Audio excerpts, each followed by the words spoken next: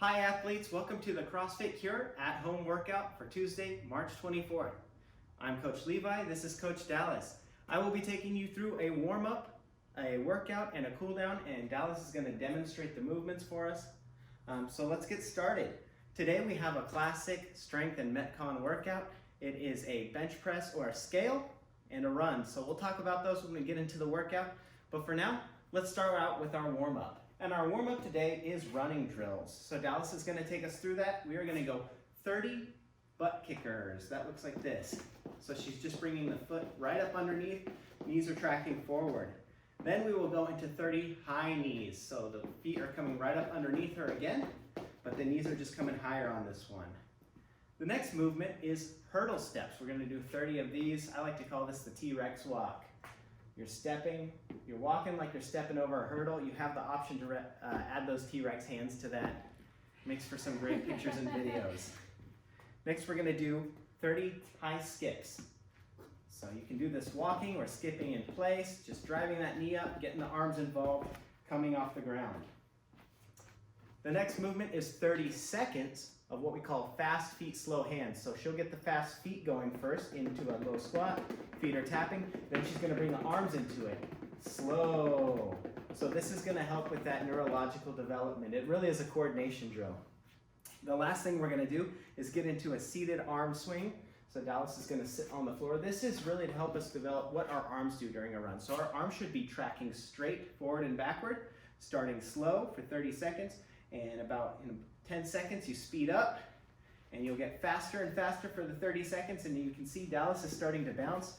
This really shows what our arms do when we move them properly while we run. They give us that upward and forward momentum.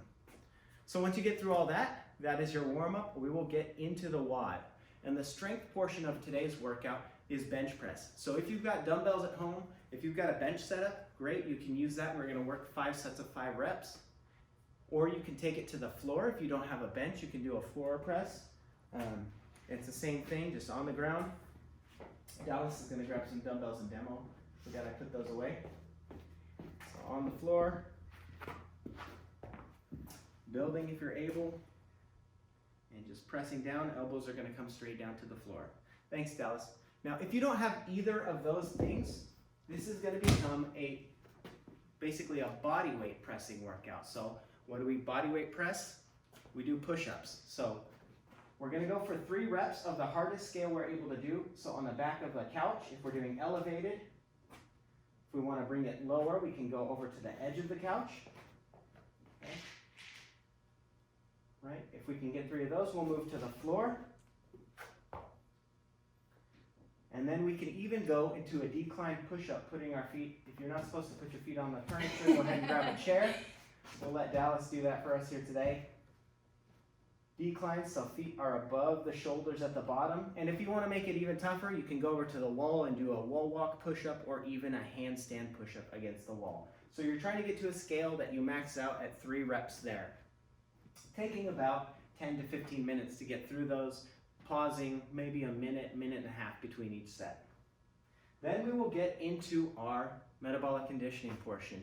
Today, it's all running. So we are gonna go run a mile.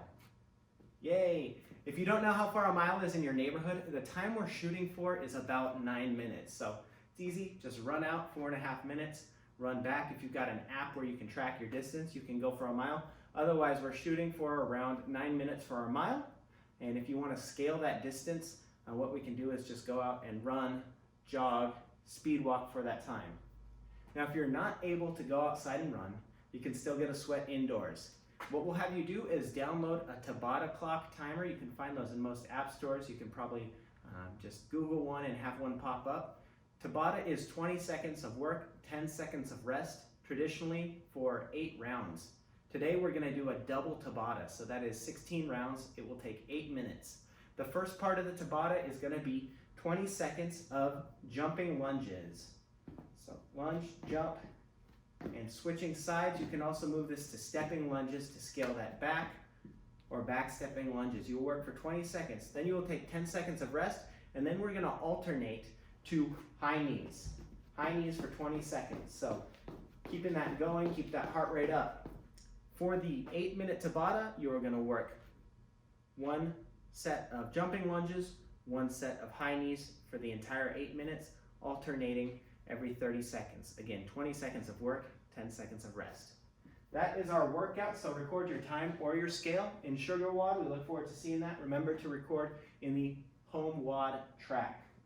And then we're gonna finish just with some rolling out. So if you've got a foam roller or a lacrosse ball, great. If not, you can use a tennis ball, something like that. She's rolling out her quads, the front of her legs there. And you can rotate around, work on one leg at a time, spending a couple minutes down there. You can also roll out your chest. You're going to be sore from push-ups, so placing the lacrosse ball somewhere across the top of your chest, top of your shoulder, and you can roll, you can rotate that arm across, and again, spending a couple minutes there. So that's our workout today. Let's thank Dallas for demonstrating for us. Have a great workout, guys. We'll see you tomorrow.